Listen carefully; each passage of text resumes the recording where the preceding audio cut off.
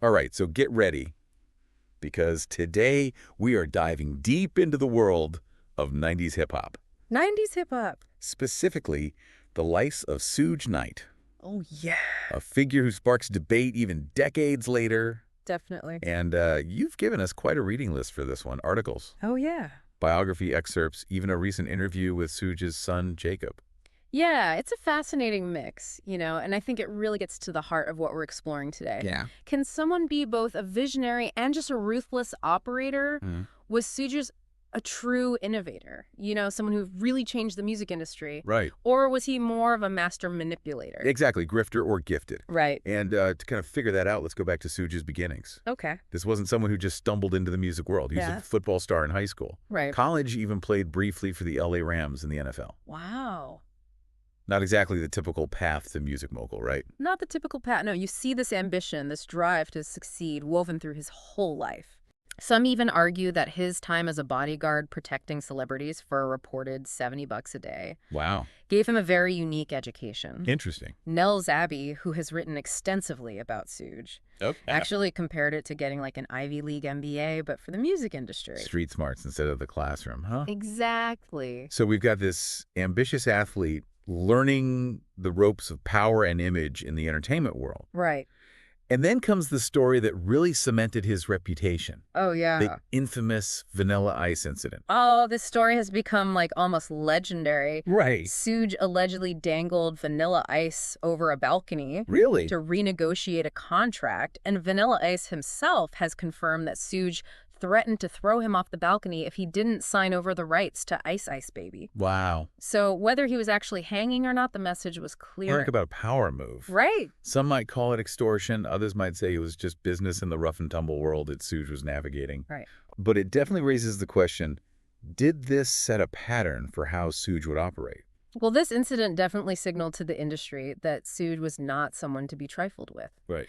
He was willing to use intimidation, even the suggestion of violence, to get what he wanted. Yeah. This wasn't just about negotiation, it was about establishing dominance. Yeah, it's interesting because even early on, this kind of blurred the line between business savvy and straight up bullying. Absolutely. So how does someone with this reputation go on to co-found Death Row Records, Right. a label that would sign some of the biggest names in hip-hop?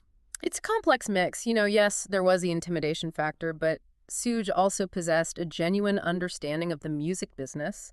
And perhaps more importantly, he had this hunger to disrupt the status quo. Okay. He saw a shift happening in hip hop, a new sound and a new energy were emerging. Yeah. And he was determined to be at the forefront of it. Wow. Death Row quickly became a powerhouse, signing artists like Dr. Dre, Yeah. Snoop Dogg, Tupac. You. These were game changers. These weren't just artists. These were icons in the making. Right. And Death Row wasn't just a label. It was a cultural phenomenon. Absolutely. But even with this incredible success, there were always these shadows lurking. Yeah, Stories of violence, rivalries, and legal issues. absolutely. And this is where things get even more complicated. Okay. Take, for example, the story of how Suge got Dr. Dre out of his contract with Ruthless Records. Right. Dick Griffey, former CEO of Solar Records, described the contract Suge used as the worst he'd ever seen. Really? And there are claims that Eazy-E, a prominent figure in West Coast hip-hop and a co-founder of Ruthless Records, was threatened to get Dre released.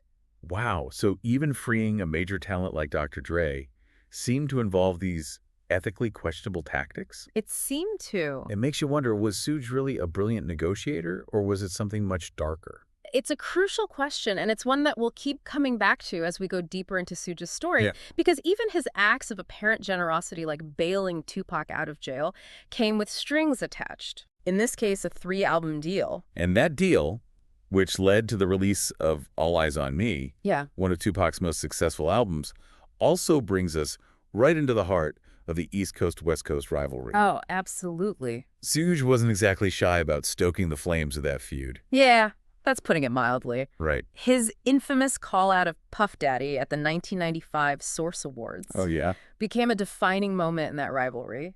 He said, anyone out there that wants to be a recording artist and wants to stay a star and don't have to worry about the executive producer trying to be all in the videos, all on the records, dancing, come to Death Row. Wow. That was a shot. And sadly, that rivalry would have tragic consequences. The murders of both Tupac Shakur and Biggie Smalls events that Suge's name has been linked to, Right. although he was never charged. Right. It's impossible to separate these events from the success of death row. Yeah. It's a dark side of the story that we can't ignore. Absolutely. These events cast a long shadow over everything, and they raise even more questions about Suge's role in all of it. Was he a shrewd businessman? Was he a provocateur or something more sinister? We're starting to see that simple labels like grifter or gifted might not fully capture the complexity of Suge Knight. Yeah, they might not. You know, as we dig into this death row era, one thing that really stands out is Suge's understanding of image and branding. Yeah. He knew how to create a mythology around himself and his artists. He definitely understood the power of perception. But was it all smoke and mirrors? Right. Or was there real substance behind the hype? Death Row was making serious money. Yeah. But was that success built on solid ground? Well, Suge's approach to business was definitely high risk, high reward. Right. He had this platinum or bust mentality, pushing his artists to their limits and demanding absolute loyalty. And those death row contracts were notoriously one-sided. Uh-oh. We can't gloss over that part of the story. Absolutely. Those contracts are a key piece of the puzzle when we're trying to figure out Suge's motives. Right. Nels Abbey, who we mentioned earlier, has argued that those contracts were predatory, designed to keep artists, particularly black artists, trapped in these cycles of debt and dependency. That's a serious accusation. And it raises the question, was Suge genuinely trying to uplift black artists, or was he exploiting them for his own gain? It's a tough question to answer definitively. On one hand, you have Suge demanding respect and fair compensation for his artists. Yeah. He was a vocal advocate for artists owning their masters, which was a radical idea at the time. Huge. Especially in a genre that was dominated by major labels. That's true. He was ahead of the curve in that sense. It's an issue that's still being debated in the music industry today. Absolutely. But on the other hand, you have these stories about strong-arm tactics. Right. And the allegations of exploitation within those contracts. Right, and that's where the line between fighting for artists' rights and just being a bully gets really blurry.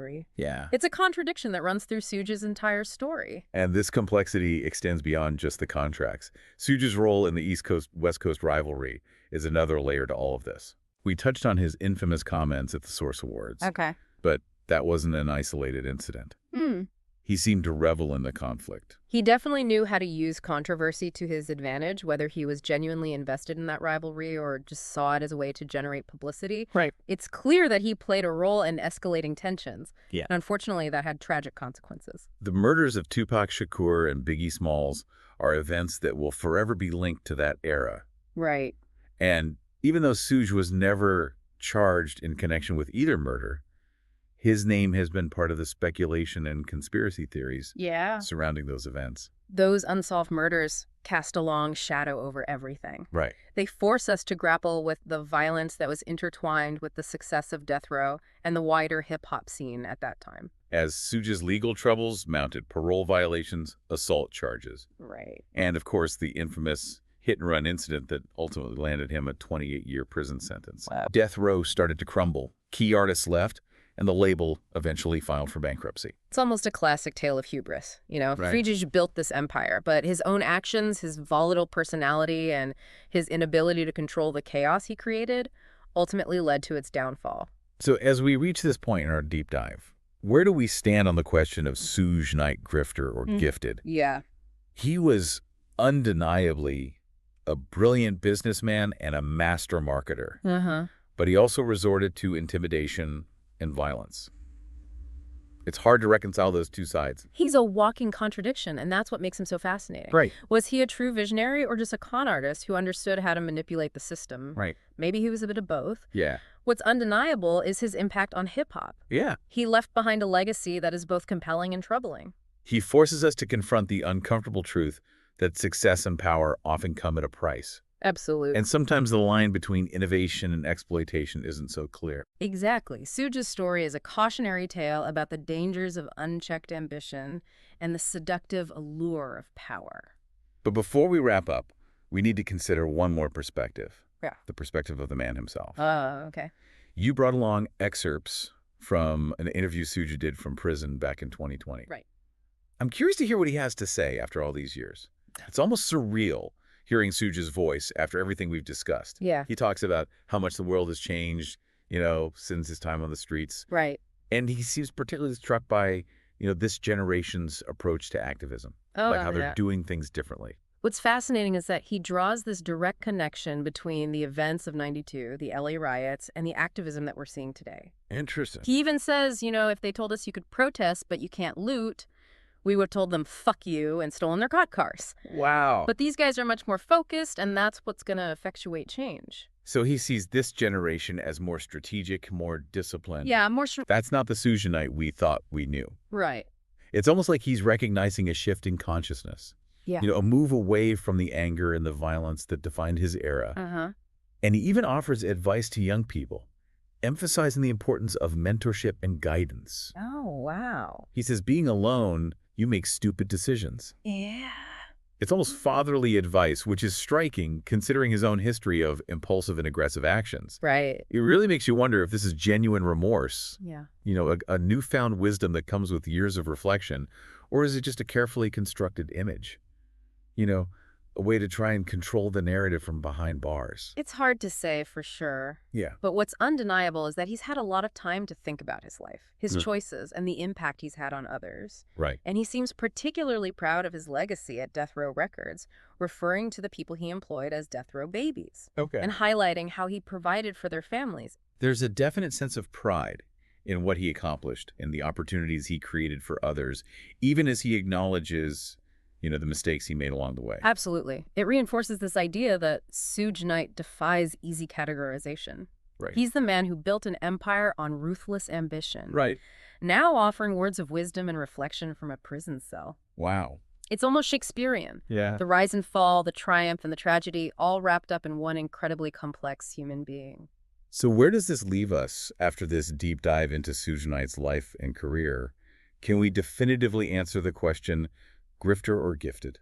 I think what we've learned is that it's not that simple. He was a man of contradictions, someone who embodied both brilliance and brutality. Right. He was a shrewd businessman who understood the power of image and branding. Mhm. But he also resorted to intimidation and violence. He advocated for artists' rights while simultaneously trapping them in exploitative contracts. He's a reminder that the line between visionary and con artist can be incredibly blurry, especially in a world where charisma and controversy often go hand in hand. Suge's story is a cautionary tale, a study in ambition, and a reflection of a pivotal moment in hip-hop history.